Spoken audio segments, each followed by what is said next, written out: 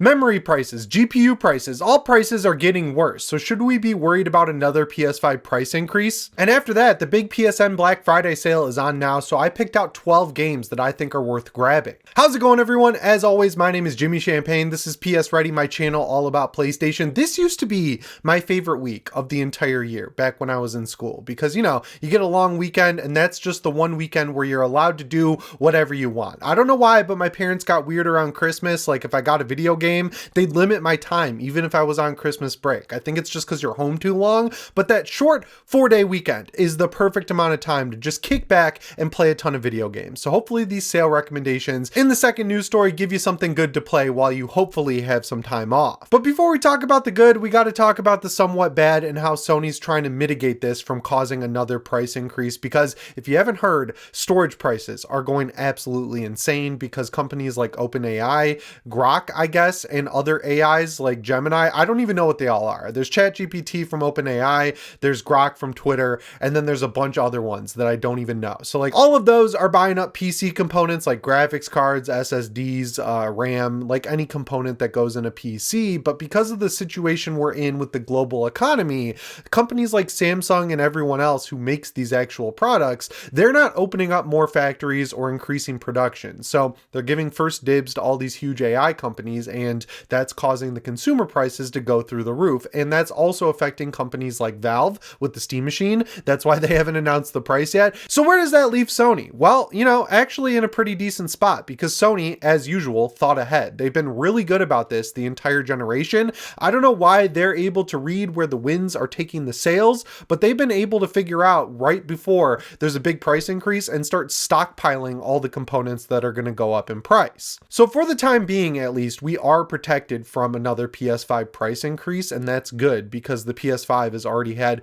multiple price increases if you live overseas, and one dramatic price increase very recently here in the United States that pushed every console up $50. The downside is this is not going to last forever, right? Like they stockpiled it, so for the holiday season we're potentially good, but in January or February they could have sold through all the stock of PlayStation 5s for their stockpiled memory, and that's when we could see a price increase with both of these consoles, the PS5 and the PS5 Pro, start to inflict itself upon gamers. And that would be really bad because, as I said earlier, we're 5 years into this whole generation and we're about to end it. They need to do a price decrease to below what they were selling the PS5 for to begin with. Not like the decrease we could expect right now, which would drop it back down to where it was like 6 months ago. They've got to stop screwing around with that and start selling this thing at a little bit more of a discount. But I say that it might not even be true because I thought, increasing the price of the PS5 would be detrimental to getting them out there into the wild, but it really hasn't hurt the sales. People who want a PS5 are figuring out how to go to the store and buy a PS5, and I got to give Sony major props for doing a sale for Black Friday that didn't just bring it back to where it was. It's $50 cheaper from where it was before they did the price increase. So, it sucks that they have to increase the price to make a profit on the console. I know everyone wants them to go back to subsidizing it, taking a loss on the console, making it up with games, but with people buying less and less games and spending more of their money in games like Fortnite, Battlefield 6, not Call of Duty this year, shockingly, but not on actual games, it's kind of forced Sony into a weird position where they can't just break even or take a loss anymore. They need to make a profit. And with companies like OpenAI buying up all the components that they need for their console, I see the corner they're kind of painted into. It's not a good situation to be in for anyone, them or us, because we're ending up having to pay more at the end of the day. Because if you look at the 2008 recession, even that's a little bit different. They sat on the PS3 and Xbox 360 a little bit longer than they had to let the component costs go down so they could subsidize them even more and sell them at a fair price. They can't do that right now because all of this is happening during the 5th year of the generation. Like it just is a shitty situation to be in all around. And I don't envy Sony, but I definitely don't envy Valve because, they have a slightly underpowered PC coming out that technically has mid to low end parts in it, but they're going to have to sell it for an inflated price if they want to make a profit. And it seems like they're trying to figure out how people are reading that situation. And from what I can tell, it's not good. If you look at Twitter, people are saying it's DOA, which it won't be, but you don't want Twitter on your bad side because they talk to people in real life and that's scary. So yeah, for right now, I think we're safe, but if you have your eyes on a PlayStation 5, get one while they're on sale now. They're never going to be cheaper than they are right now. The best case scenario is they go back up to what they're currently selling for. And the worst case, which is more likely, is that they'll have to do yet another price increase if this shortage continues on. So just get one if you have your eye on it. Don't panic buy it. Like if you're still fine with your PS4 or your launch PS5, don't spring on a PS5 Pro or a PS5 Slim. You can wait it out at this point. But if you've had your eye on it, buy a PlayStation 5 while it's on sale. It's never going to be a better time. It's just going to get worse. And if you do buy one, you're probably going to want some games. So this timing works out great because right now until December 1st, Sony is running a massive digital sale on the PlayStation Store. And besides the Christmas sale, this is the best one they do all year. So I picked out 12 games that I have played extensively that look and run good on the PlayStation 5 that I think are worth it for whatever price they're charging. Some of them are high, some of them are extremely low. You can determine what you want to spend when I tell you what the games are. And I did it in alphabetical order, which is kind of interesting. I've never done that before. So starting out with, racing fans are going to like CarX Street. This is the return of Need for Speed that we're never going to get because EA put it on the shelf and I'll never forgive them for that. It's from a Russian developer. It's kind of janky, but I've played it on mobile. I've played it on PC. I've played it on PlayStation 5. It is by far the best on PlayStation 5. For some reason, the mobile and PC versions stutter like crazy and have massive frame drops. On PS5 and PS5 Pro, this game is clean. There's a ton of content, a ton of cars, and you know, since it's Russian, they didn't buy any of the licenses for any cars, but they are close to the line of being egregious with how, like, you know, how realistic they get with a lot of the cars. And like, they'll name them so you know exactly what it is. Like the Mustang will be called the Colt or something like that. That's a bad example. The Charger will be called the Bruiser or something like that. So you know exactly what car you're looking at is the point I'm trying to make. The one big criticism I have of this game is that the AI cars are tanks and yours is made of feathers. So if they hit you, they stay planted and you fly across the map. But if you hit them, they stay planted and you fly across the map. It seems horribly unbalanced in that way. Also, because it's inspired by Need for Speed, there's a ton of rubber banding, but like for $15, I think it's definitely worth, you know, dealing with some of the budget issues that this game brings along with it. I have hundreds of hours in the mobile version and the PC version, and I think I'll have even more time in the PS5 one when it's all said and done because it's just the best version of the game. So if you're a racing fan and you missed the arcade action of Need for Speed before it became a live service mess, can't recommend CarX Street enough. The indie darling game of the year contender Expedition 33 is seeing its first sale down to $40. I think this is only a $10 discount, but for $40, I think this is like a 50 or 60 hour JRPG style game.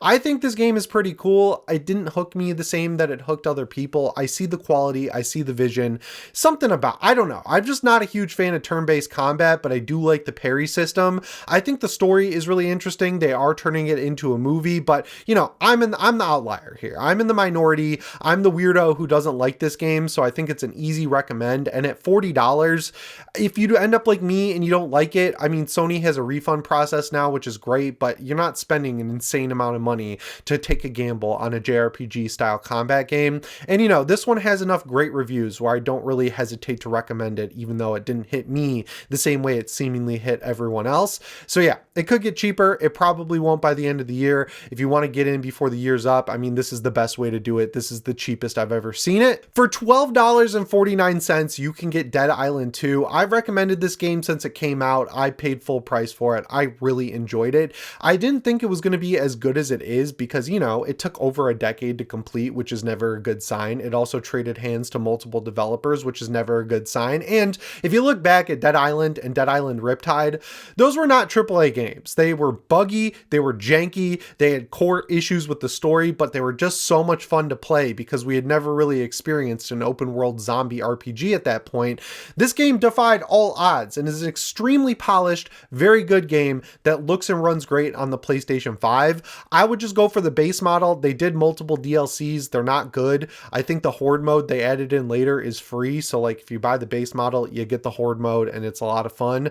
This is a great game you can get through in just a couple of weeks. And for $12, I mean, there's so much worse stuff you could spend your money on, man. Like, I think this is a must buy at $12. Death Stranding 2 is getting its first big sale down to $49. I think this one will go cheaper pretty early into next year, but like if you were on the fence, like you were playing other stuff back when it came out in June or July, I think you're being rewarded for waiting for this $50 price. I think that's a very fair price. I would recommend playing through the first game first, even though there is, you know, like a recap at the beginning of this one. It tells you what you need to know, but to really get the full story experience, experience, it's worth playing through the first game, and then you'll get to see how improved the second game is. Like, it basically fixed all of my criticisms of the first game, so that's worth buying alone. And at 50 bucks, that feels like a legit sale, right? Like, I'm trying not to recommend games that are on sale for 60 because they should be 60 to begin with, and arguably a lot of games should be less than 60. It doesn't really feel like a discount at 60 bucks, but $50 is a good price, I think, for Death Stranding 2. It looks great, it runs great, it's a lot of fun, it improves on the original in almost every way, and you could sink a ton of hours into it. What more are you looking for? Hogwarts Legacy is at its all-time low price of $10.49. I know there's people who haven't gotten this game out there, and at 10 bucks, you can't go wrong. If you have a PlayStation 5 Pro, I've played a lot of games on the Pro, but this is the single graphical showcase. When you see all those candles floating in the Great Hall, it blows your mind, right? Like, it's one of those games that I highly recommend playing in quality mode just to get the full graphical experience, because in the performance mode, even on PS5 Pro, it swings between 50 and 60 FPS, but the 30 FPS mode is completely locked and the graphics are great. Also, this isn't Sekiro, this isn't Elden Ring. You're never going to lose a fight in this game. If you die, you should probably look in the mirror and question your game skills, because even at its hardest difficulty, it's like baby mode all the way through. The real reason to buy this game is for the Hogwarts world and changing the seasons and getting to play through your very own Harry Potter movie. And at 10 bucks, man, like, you could, again, as I said with Dead Island 2, you could buy so much worse. Like, it almost feels like a steal to get it for $10, even though it's a few years old. Like, I recommend this game highly. Indiana Jones technically came out this year because that's when it dropped on PlayStation 5 and no one played it on Xbox. Like, I'm sorry, guys. Like, I had to do it. But yeah, it's $48.99. I think it's worth it for that. I'm finally going to pick it up. I don't know what made me wait so long on this game. I love Uncharted. It's my favorite first-party Sony franchise, and Uncharted's inspired by Indiana Jones. I love the Indiana Jones movies, but I think it's just like my residual feelings from the Dial of Destiny. I just got to be real. That movie fucking sucked ass. It was so bad. I can't believe that Kingdom of the Crystal Skull is no longer the worst Indiana Jones movie. It's honestly kind of shocking. And it seems like from all the reviews, they righted the wrongs of the Indiana Jones last two movies. So I think this is worth it at 50 bucks. And also there's DLC. So if you really enjoy it, you can get the Order of the Giants DLC. This is a brand new game, looks and runs great on the PlayStation 5 and PlayStation 5 Pro. I feel like I don't have to justify this one. Like, if I had to pick between Death Stranding 2 and Indiana Jones, I would pick Indiana Jones. I've just heard really good things about it, and you know, it's at a good price. The game that I would prefer win Game of the Year over Expedition 33 is Kingdom Come Deliverance 2, and if you haven't played it, you should play it, because you'll understand why I think it's Game of the Year worthy, and you should play it right now because it's only $41. You should buy the DLCs because they just put out the second one and confirmed it's the last update for the game, so you can feel safe knowing that all the content is there. It's one of the only games that doesn't use Unreal Engine 5. It uses CryEngine. It looks and runs amazing. Everything is punched up from the first game, but this is definitely like Death Stranding, where I would recommend playing the first game because they really feel like one game. Like, when you put them together, it picks up right after the end of the first game. Like, it leads right into it. The story is very integral. It's not one of those open world games where you just skip through all the dialogue because the story sucks and you just want to get to the gameplay. Like, you probably heard about this game. You probably have it on your wish list. It's like $30 off at 40 bucks. And I feel like the amount of content that's quality that you get with it means it's basically another Steal game, right? Like, it's not super cheap, but 40 bucks is what games used to go on sale for back in the day. And you're getting, it's like one of the best games ever. I don't know why I'm selling it to you, because I'm basically just reminding you to play one of the best games of the year, if not the best AAA game of the year. My game of the year is Elden Ring Night Rain. I had the most fun playing that with my brother and my best friend, but you know, the experience is what made that. As far as like game quality goes, Kingdom Come Deliverance 2 is by far the best. I know everyone's mad who loves Expedition 33, but I don't know. I just think Kingdom Come Deliverance 2 is better by a wide margin. And finally, the last recommendation I have is Ready or Not for $40. I don't know what this costs normally. I think it's like 60 bucks, but if you are looking for a tactical shooter that's really fun and really challenging and engaging, I think you can't go wrong with this, because there's not really a lot of other options. I mean, Ghost Recon Breakpoint is still kind of a mess. Wildlands doesn't look that good. And then there's nothing else. It's like, these are your options. So thankfully, Ready or Not is a really good game. I've put hundreds of hours into it on PC. I will warn you, it does heavily encourage you not to play lethally, which is kind of a bummer. I may or may not have downloaded a mod on PC that doesn't dock points if you play lethally, but you know, my buddy Jake over at game ranks really likes using the taser and yelling at people to put down their guns. So, I mean, from that perspective, you can play it however you want, but I think it's worth it for $40. Those are my top recommendations from the sale. You should definitely look through it yourself though, because like every game in the PlayStation 5 library is on sale. There's a ton of great deals out there. And yeah, the sale ends December 1st, but that's all I've got for you in today's video. As always, my name is Jimmy Champagne. I'll see you in the next one. Thanks for watching and shape on.